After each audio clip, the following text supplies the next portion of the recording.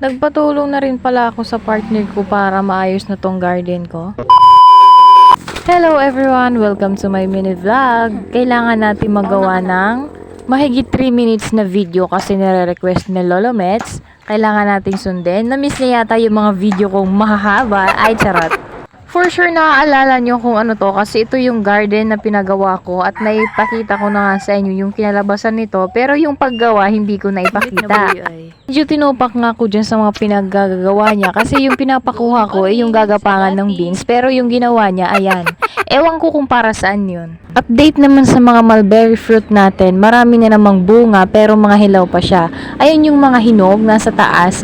Ang taas hindi ko siya masyadong maabot pero nakuha na namin yung iba kahapon. Sobrang dami talagang bunga yung parting matataas. Mapapansin nyo, meron din namang mabababa pero dito sa may bandang hugasan namin tapos bandang lutuan namin. Madali lang pala magtanim neto kasi puputol ka lang ng sanga niya tapos itutusok mo sa may lupa.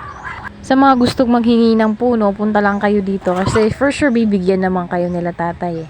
At sa mga nakakain nito, comment kayo sa baba. Matamis, di ba? Sobrang marami nga yan magbunga kahit yung mga manok kumakain rin nito, nasasayang lang yung iba. At yung season pala ng pagbunga nito, dapat maaraw lang kasi pag maulan, hindi siya masyadong nakakapagbunga.